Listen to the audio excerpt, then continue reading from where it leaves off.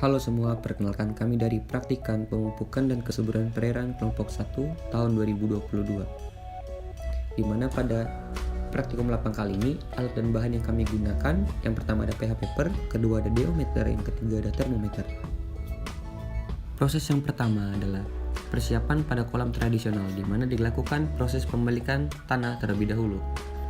Pembalikan tanah ini harus dilakukan secara merata. Nah, berikut merupakan hasil dari pembalikan tanah yang telah dilakukan. Untuk langkah selanjutnya adalah penebaran kapur dan kemudian diinjak-injak agar merata, yang bertujuan untuk menaikkan pH pada tanah agar tidak asam. Untuk langkah selanjutnya diberikan pupuk kandang yang ditebar secara merata ke seluruh kolam, dan juga dilakukan pemberian pupuk NPK yang ditebar secara merata ke seluruh kolam yang bertujuan untuk meningkatkan kesuburan tanah, dan setelah itu dilakukan pengisian air pada kolam tradisional. Selanjutnya adalah proses persiapan di kolam beton. Untuk proses yang pertama adalah dilakukannya pengisian air di kolam beton. Setelah proses pengisian air selesai, kemudian dilakukan pemberian pupuk NASA pada kolam beton.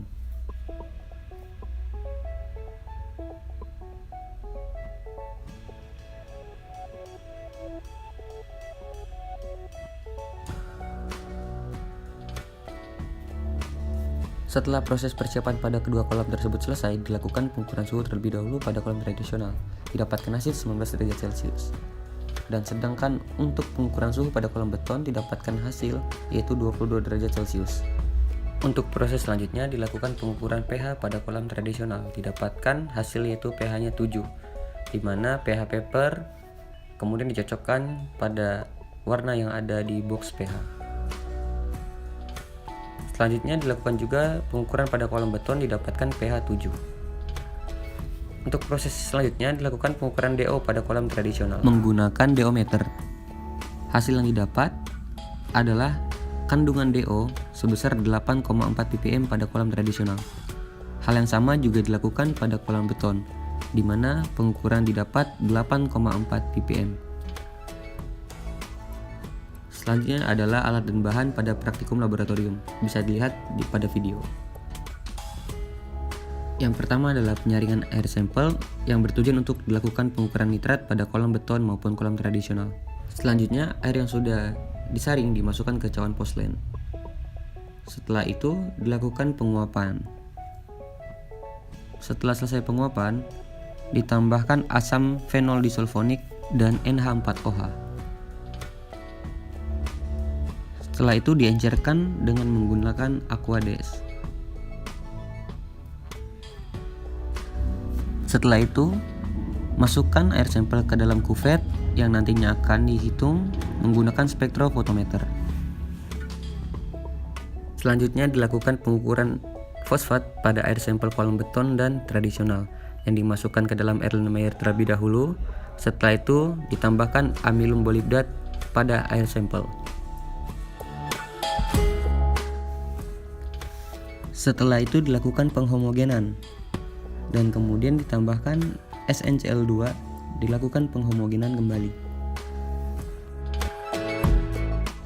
Setelah itu akan dilakukan pengukuran dengan spektrofotometer yang telah diset pada 690 nm.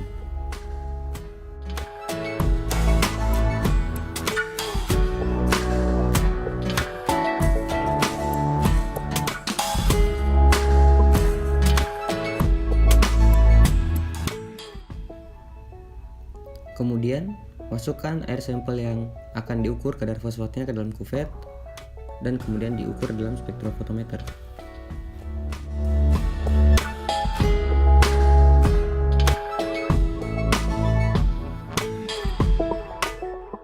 Dari pengukuran yang telah dilakukan didapatkan hasil pada kolam tradisional kadar nitrat sebesar 0,057 ppm dan sedangkan pada kolam beton yaitu 0,055 ppm. Untuk ortofosfat pada kolam tradisional sebesar 0,134 ppm dan pada kolam beton sebesar 0,042 ppm. Nah, untuk ini merupakan penampakan dari fitoplankton yang terdapat pada kolam tradisional.